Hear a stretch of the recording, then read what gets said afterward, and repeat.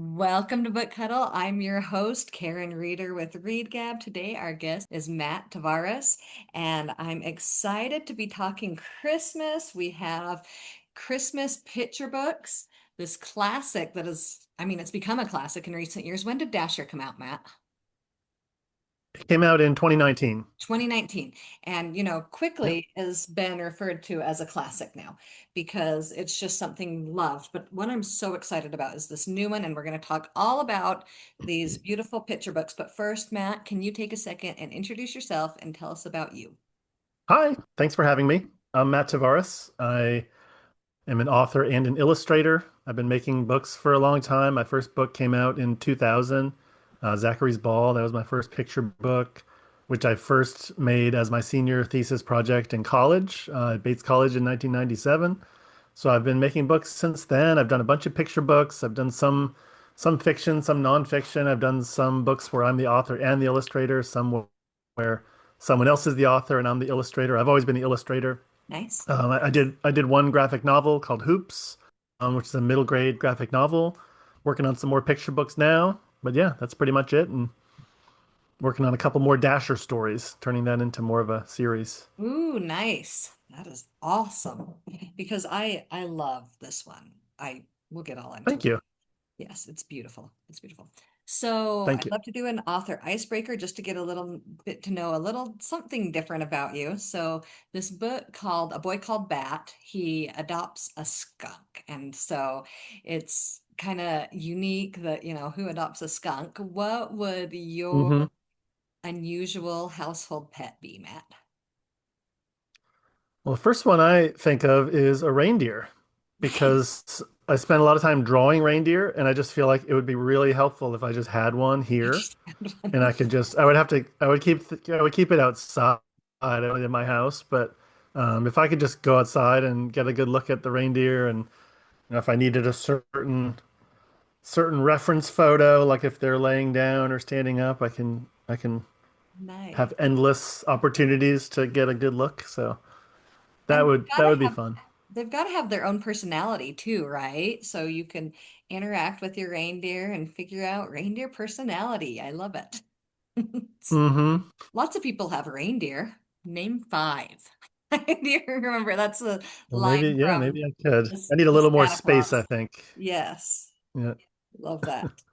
All right, so tell us about when you had the idea for Dasher. Tell us about creating, what is it about? And then after you say what it's about, tell us Yep. where the idea came from. Yeah, Dasher is an origin story of Santa's reindeer. Like it tells the story of how Santa's reindeer became Santa's reindeer.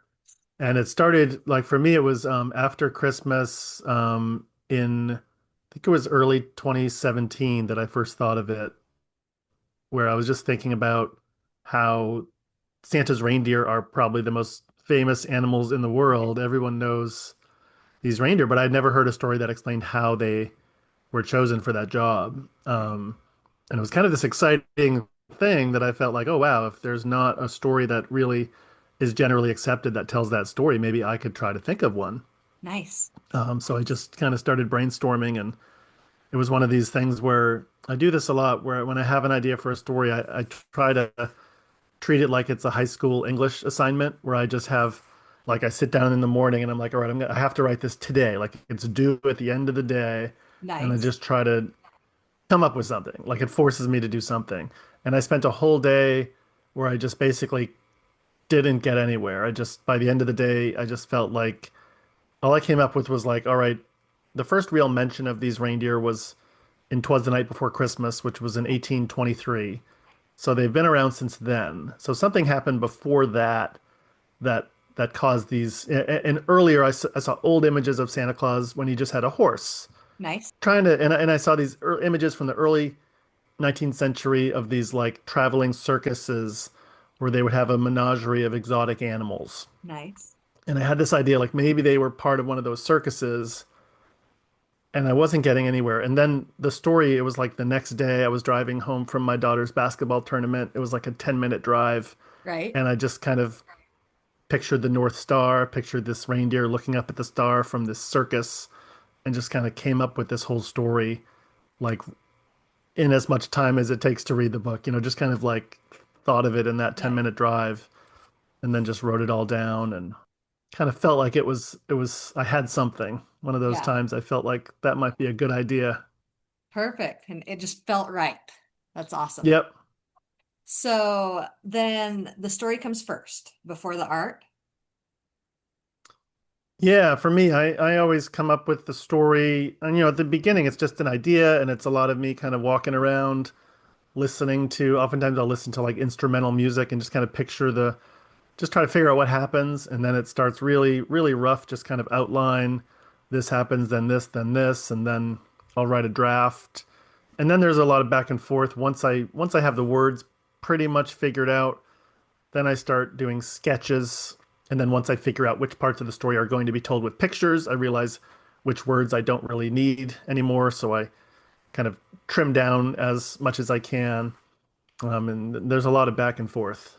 Nice. And so what do you use? Are these oil paintings? What do you use for your For the first book, it's mostly watercolor Oh, and is it? gouache.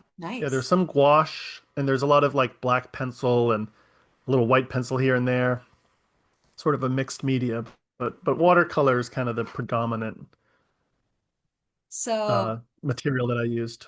a few years later, it does seem there's a lot more light going on in this one. What Hmm. brought you to the next book? What led you to Yeah, well, there's one in between called Dasher Can't Wait for Christmas. That was the second one. And now there's the third one called Dasher and the Polar Bear. Nice. And really, after the first book, I was thinking of that as a standalone. It was just going to be its Right? own thing. Yes. The response to that book was so amazing. And like, I Yes. had all these, I went on tour and there were all these events where there were all these people there that were excited about it. And it was great. And people, like kids, kept asking if there were going to be more Dasher books. Yes. And like I've never done a series. Each of my books is just its own thing. Like I did a series of sports biographies, but not a series where one character, continues through different stories. So I really just started trying to brainstorm and think of what else could happen. And I got stuck for a little while because I felt like the first book was an origin story. It was kind Right. of this big idea, and I felt like any sequel had to be equally as big. Um, so I tried to like go back in time and explain how Santa got to the North Pole and sort of, but it got really confusing. And then it got to a point where I just decided to think of like, well, what happens next? Like what else could happen for this character? And Right. so I started thinking more like episodes, just Nice. different stories that could happen once they have arrived at the North Pole. Excellent. Excellent. So, and I love the themes here. But first, the colors are different. You said that the art was a little different. What did you do Yep. differently for the art here? So for the second and third Dasher books, the final art is actually digital, Okay. where I used a lot of the watercolor textures from the first book, which I already had scanned. Right. So I have these high res files from the first book, and by then I was getting much more comfortable working digitally. Nice. I had done the graphic novel, which was totally digital, and I just found like to match the colors, like it's like to get that blue that I had for the skies in Dasher, I would either need to like mix the paint the same way, which was sort of like stressing me out, figuring out exactly how I did it back Right. then. I take notes sometimes, but working digitally, I can just tap on that illustration and I'm painting with that color and Neat. I'm using the same watercolor textures in Dasher and the polar bear is there's kind of a mix of traditional and digital, but the final thing is actually digital. And yeah, we wanted it to have a different look. My first draft of Dasher and the Polar Bear in the story, Dasher's out exploring, and then there's a big storm.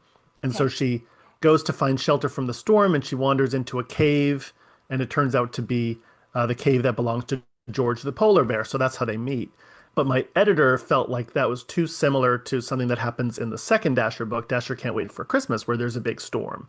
Ah, And so she wanted me to come up with some other way that they meet. And one of the things she suggested was maybe Dasher is admiring the Northern Lights. So I kind of, which I thought was a great idea, and yes, it because really it led to changed. beautiful art. It changed the whole look of the book, which I love. And Yeah. yeah, so it makes this book have a whole different feel than the other book. Kind of really brightened it up a Yes. lot. That was my editor Katie who really had that idea. I love it. I love it so much. All right, so let's talk some themes that we have going on in the books. I feel like a big thing for book one is, the hope of that Northern Lights and getting back to the childhood stories and finding home because the circus Hmm. for them is not a happy place. Right. It's always, in stories, there's two extremes. There's either the good feelings of the circus, the joy and things like that, or the one where they have the mean, pushing them. And this is what's going on for Dasher is it's not a happy place, and she just wants to get back to the stories of her childhood of what the mom would talk about.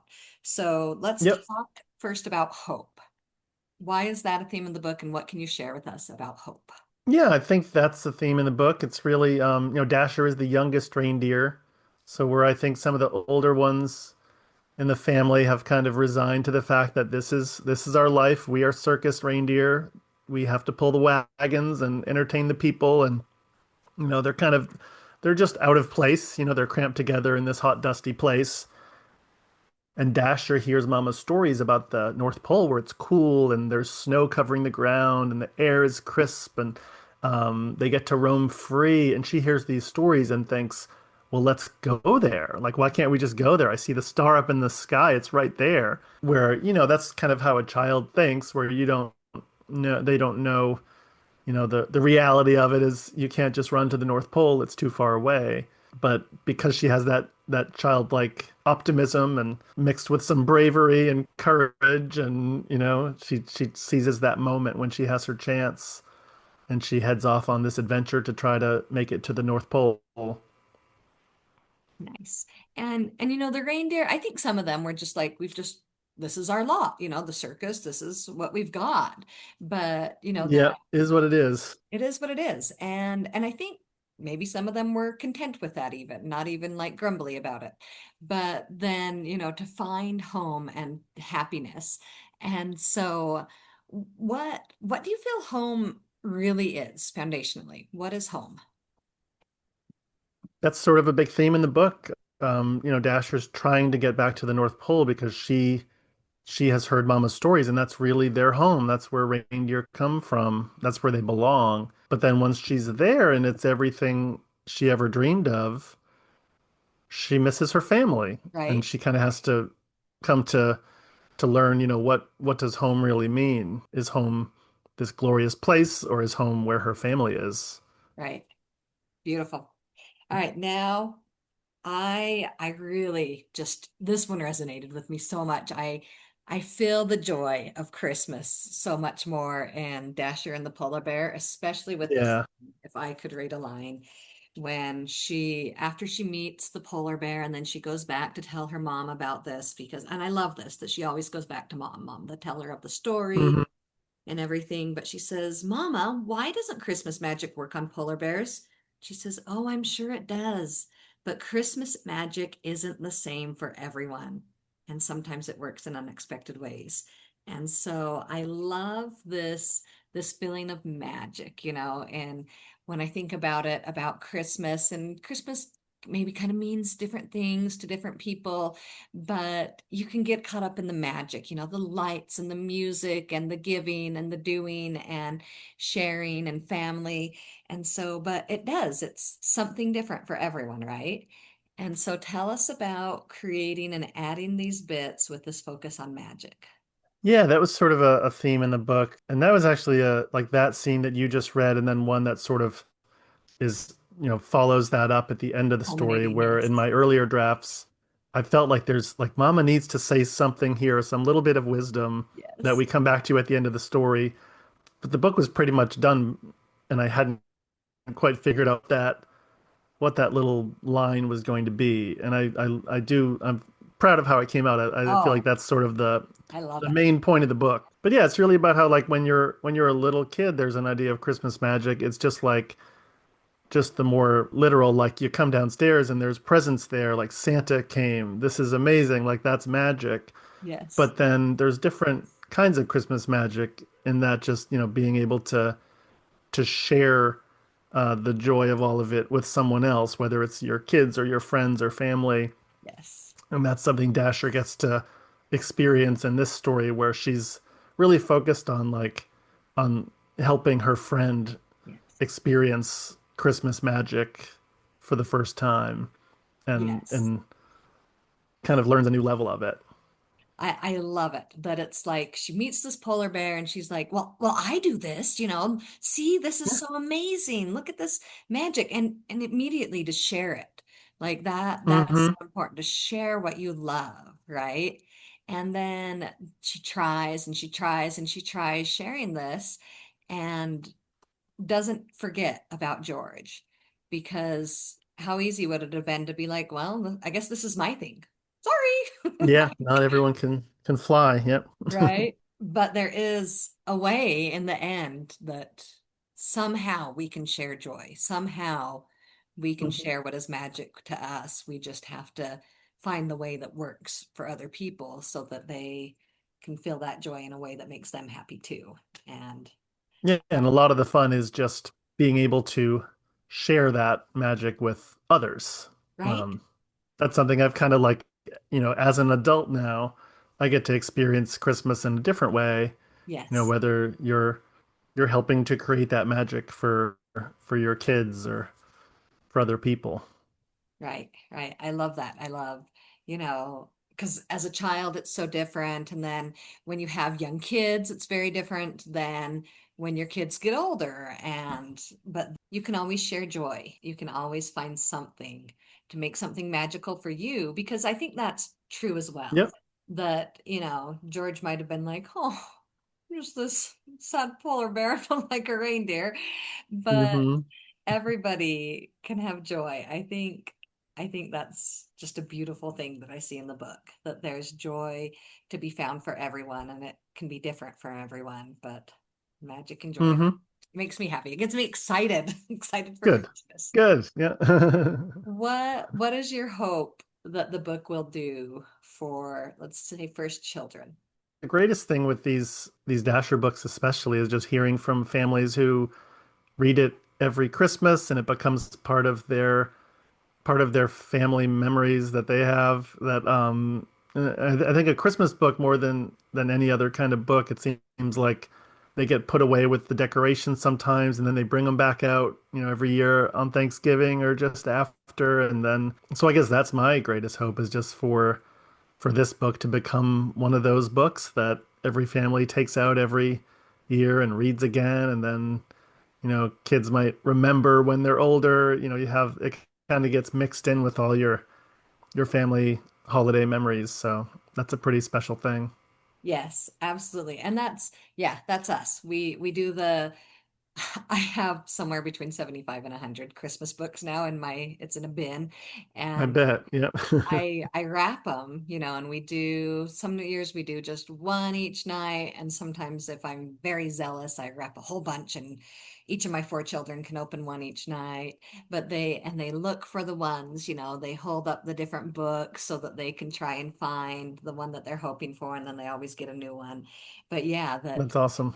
and then after, because I'm not gonna wrap um, all of them usually.